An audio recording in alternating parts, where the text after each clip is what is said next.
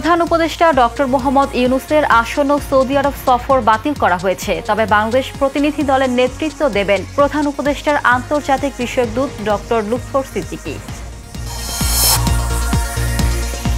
কক্সবাজারের টেকনাফ থেকে পাচারের উদ্দেশ্যে নারী ও শিশু সহ জিম্মি করে রাখা ৪৪ জনকে উদ্ধার করেছে কোস্টগার্ড ও নৌবাহিনী।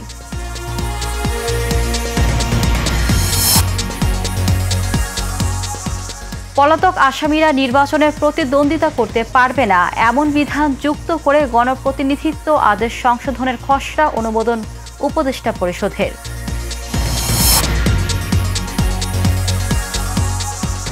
বাংলাদেশ গণতান্ত্রিক ছাত্র সংসদের নাম বদলে করা হয়েছে জাতীয় ছাত্র শক্তি। জাতীয় নাগরিক পার্টির সহযোগী সংগঠন হিসেবে কাজ করবে ছাত্র শক্তি। রাজধানীর মোহাম্মদপুরে দুই পক্ষের সংঘর্ষে যুবকের মৃত্যুর ঘটনায় জেনেভা ক্যাম্পে অভিযান চালিয়ে ২০ জনকে আটক করেছে পুলিশ।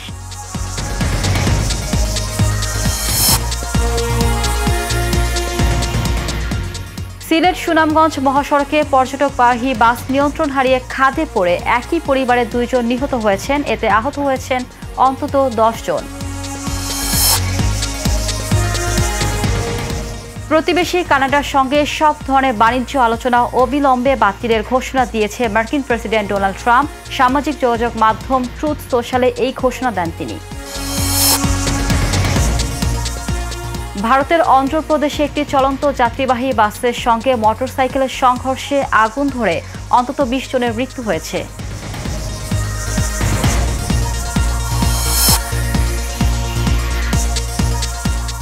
ওয়েস্ট ইন্ডিজের বিপক্ষে ৩ ম্যাচ টি-২০ সিরিজের জন্য ১৫ সদস্যের স্কোয়াড ঘোষণা করেছে বিসিবি। দলে ফিরেছেন লিটন দাস।